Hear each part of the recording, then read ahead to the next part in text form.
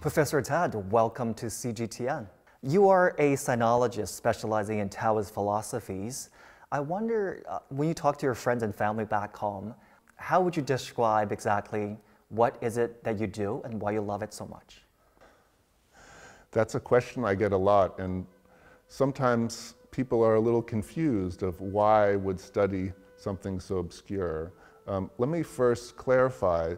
We can start with the first line of the classic, the earliest classic of Taoism, which is the Tao Te Ching, also known probably more commonly in English as Tao Te Ching. I also refer to it by the name of the author or the supposed author, Lao Tzu. The first line says, "The Tao that can be Tao is not the eternal or constant Tao." This kind of statement is very confusing, and part of what I think is fun about Taoism is there's a lot of wordplay, paradox, inverting our sense of normal ideas. And so it can be quite good at shaking up our ways of thinking, so we can be inspired to think about our lives or the world in a new way. So then how do I explain, I study something that you can't talk about, right? That's kind of a fun way to start to introduce what Taoism is. Take us back to when you were 14 and came across the Tao Te Ching for the very first time. Was it an immediate attraction, or did it develop over time? Did you know at the time it was going to be a whole career? Well, certainly I didn't know at 14 that it would be a whole career, but there was an immediate attraction. It was also kind of an accident.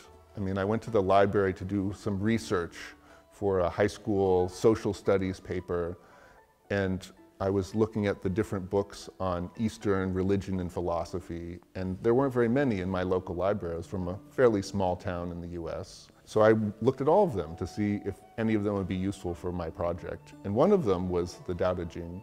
And it was also stood out because the book itself had large photographs and calligraphy, and the layout was very aesthetic. So visually it was quite gripping. But then also, once I started reading it, I thought, this is really different. This is something I've never encountered before. But at the same time, it felt like, oh, this feels familiar, or feels kind of in line with some of the things I value and I think about. For example, I grew up in a pretty rural place in western Massachusetts, and I enjoyed my time in my youth in the forest, in the mountains, and being close to the natural world and to appreciate the harmonious, living existence of that kind of environment. And then in Taoism, there's this very sophisticated way of articulating human relationship to the cosmos that seemed to resonate with me. And I took out the book from the library and I brought it with me to school. So even in the middle of class, I was reading the Tao Te Ching when the teacher was talking.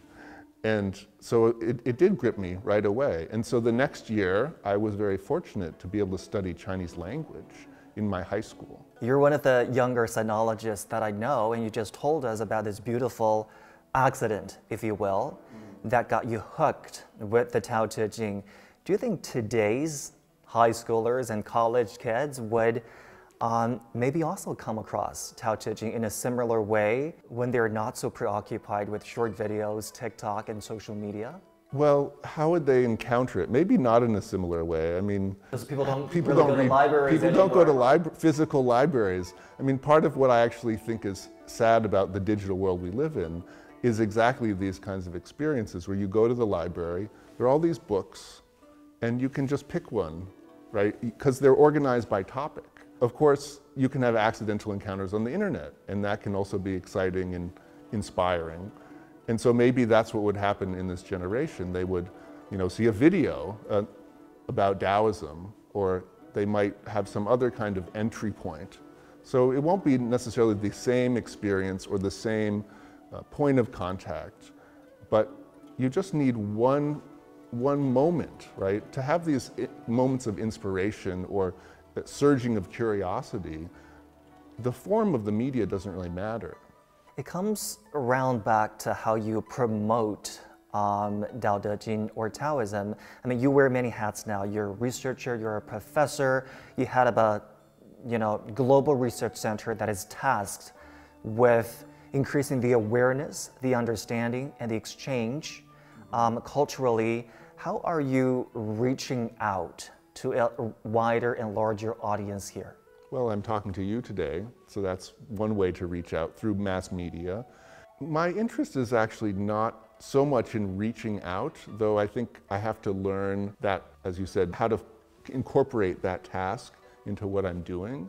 I'm interested in, as I said again, bringing different people together, and then the question is, how do you find those people? How do those people find you? How do you create a global network of scholars and maybe even, artists or writers who have this point of contact, the same interest in this one classic and its ideas and its philosophy?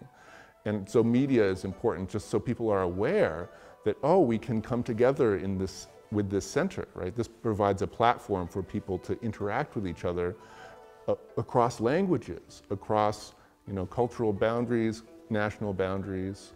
I don't know if I consider it promotion. I think it's outreach, right? It's like, how do we reach out to more people to connect them?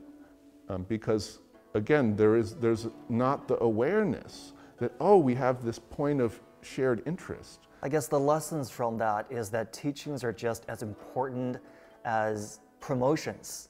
When you want more people to know what Taoism is all about. You now run a research center, the Global Exegetics Research Center at Nankai University. What is it that you do, and how are you promoting your findings to a larger audience? Why do I use this name Global Exegetics?